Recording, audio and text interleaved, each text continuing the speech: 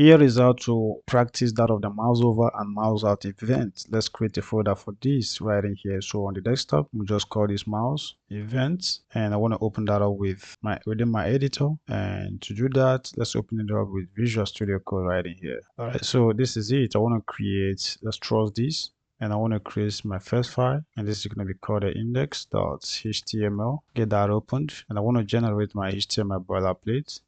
And let's call this mouse over, and we should try this together. Let's call it mouse over and mouse out. And what I want to do right in here, let's first of all, let's create and I want to give that a class and maybe an ID anyway. Let's give that an ID, and I'm going to just call that box. All right, let's close that, and we can just type let's say over me, and I want to give this a few lines of CSS right in here. So to do that, so I'm going to throw in my style tags in here, and the first thing I want to do is to reference to this ID. So let's copy this ID, and I'm going to just do hash, have the ID within there. And what I want to do is, let's say we want to give this a width, and the width is actually going to be 200 pixels, and we want to have a height for that, and you can just basically set that to 100 pixels. And we also want to give this a background, and this is going to be, we'll call this light blue, and the last thing I want to do is going to be transition. So it's going to be transition, and I want to set that to 0.3 seconds right in there. So that's just what it is right in there. So if we would save the changes right in here, I would like to take a look at this from the browser. So if I right click, I open with live server, and this is what we'll go right in here. All right, now let me change these from what it is right in here to, this is going to be text align, and I will leave it as center right in there. Now, the major thing I basically would like to do is to see how is it that I can use this ID right in here to just basically work with the JavaScript event. So to do that, let's include our script down here. And within this place, the first thing I would like to do is to just first of all, let's grab onto this ID that we'll have in here. And to do that, we can just create a variable. I'm going to call that const box right in here. It's going to be box. You can set that to be equal to, and this is going to be document by ID. And then we can basically pass this ID right in here, which we can put in quotes, and it's just basically called a box. And we can get down here, we can terminate this if you wish to, but even if you don't do that, it's just basically going to work. This is modern.js. All right, now the next line I want to work on right here is just basically going to be to basically look for a way to like change the background. And to do this, we're just basically going to hook up with that of the DOM manipulation right in here. So we want to look for a way, because the original color of these, if you take a look at the color of the background in here, we'll have light blue.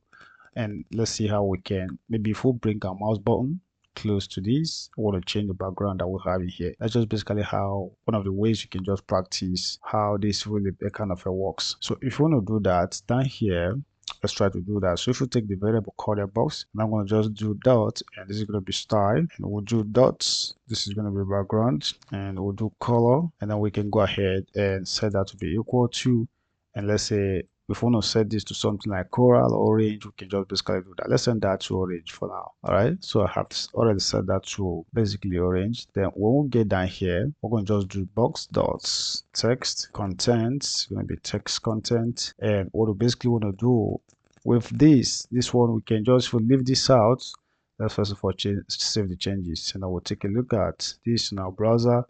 You see that every time this is not working the way that I want. This background should only be able to change if we bring our mouse button close to it. So we need to add an event. So to do that, what we basically want to do to be able to add an event is going to be really very simple. So we can get down here just immediately where after we just before this box down here, we can just basically try to add an event listener right here. So I want to do that. To do this, we're going to just do box dot add event listener, and the event that I basically would like to use is going to be the mouse over. So we're going to just do mouse over. All right, and this is basically kind of, it needs to be in quote, guys. So let's put that in quotes. This is mouse over, and then we can run a function in here. So this is going to be, I'm going to just run an anonymous function in here. To do that, we can just do function, throw in our what is it called, our brackets in here, and then we can go ahead and then throw in our curly brackets. And within this place, this is now where we could just basically change this background right in here, so that it will happen in such a way that it's only when we bring our mouse button close to it, that should be the only time it should just be able to change. So let's save the changes, and then if we save that, you see the color disappear. But if you bring your mouse button close to it, you see it changes. All right. However, if you take that away, it doesn't come back. For the reason for that is because we need to also do a mouse over. When the mouse leaves the environment, we need to change it back to the original thing that it used to be. And if you want to do that, we can also accomplish that. You can terminate all these lines if you want. You can terminate this here and also terminate this particular one here and even this one right in here. And it's still just basically going to work. So if you save the changes and take a look at that, you see that it just basically works. So, but if you don't want to do that, you can leave that out. So I'm going to just basically leave those out for now. However, what I want to do is to copy these two lines in here. And what I want to do with this is just basically work on the mouse out event. And to do that, let's paste that. And I'm going to just do box does add event listener, and I want to change this event right in here, and I'm just basically call that mouse out, and I'm still running an anonymous function in here. And what I want to do with this place where I'm running an anonymous function is just change the color back to the original color that it has right in here, which is this light blue. So let's copy that, and then when we get down here, I'm going to just change that to this. Once the event leaves, once it moves from mouse over to mouse out, that means when I remove my mouse from the environment, from this particular box that we have in here.